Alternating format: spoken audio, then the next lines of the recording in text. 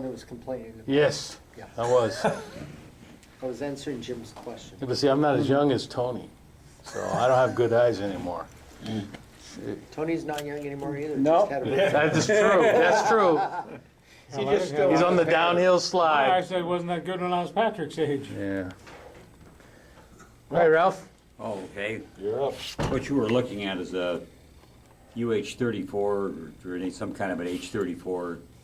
It's a Italeri kit, and I don't know. I've gone nuts on helicopters lately, but it was a. I started looking at it. It was a nice kit. Looked like a really nice kit, and it was. Everything went together pretty well. The only complaint I have about it, or not even a complaint really, is you have to put the clear glass on before you put the nose on, or you're going to have trouble getting it with a gap.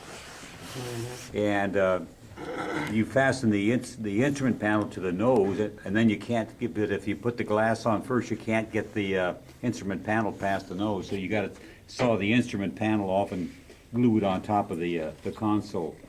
But other than that, I see what else was. I guess it's about the only issue I had with it. Did you ever see the gunship prototype I made with one of those?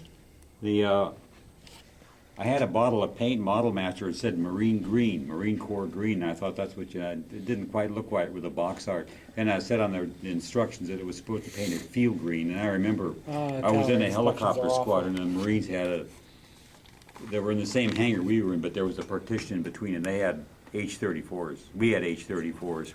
And I remember how green their helicopters were. I thought they were so green that didn't look like a very good camouflage. But anyway, so I painted it the wrong color basically, but by the time I realized what I was doing, it was too late. So I just went ahead and finished it with the Marine Corps green.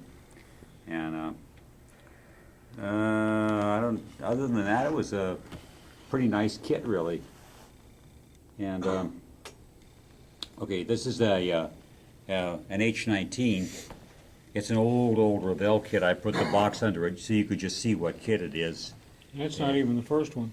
Because I remember building that as a kid with my dad, and it was the old one with the tubular floats on it and Air Force markings.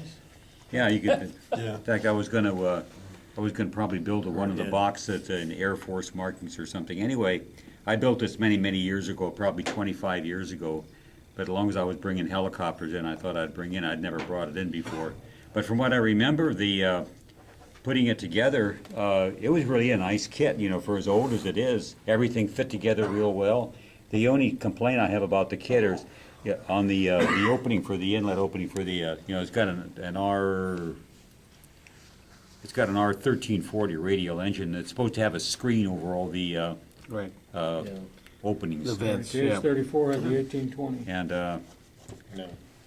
and the rotor head I had to do some engineering on, because if you put it together per the kit, then the rotor head's on solid and you can't turn the prop. And that's all I remember about building it. But I remembered it was a really nice kit to build. They had a pretty decent interior, cockpit. I think it didn't have collectives. I don't remember whether it did or not. And I can see the cyclics in there, yeah, no collectives. it's supposed to be a 1/48th, or I thought it was 1/48th, but it's just a box scale, I guess. But it looks to me that it's so close to 1/48 that if it's not, it's pretty down. close to it. 146 or something, Yeah, it might be. I don't know what it is, but it looks. I would call it 1/48th. Yeah, what do I mean? George just said 151. Which All right. Jimmy Close enough for used to government. build and Yeah, call there you go. 148.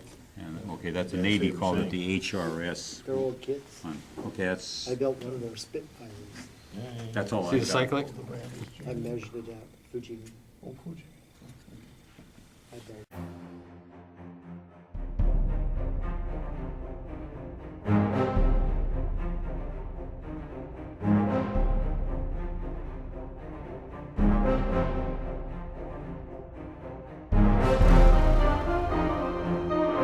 Thank you.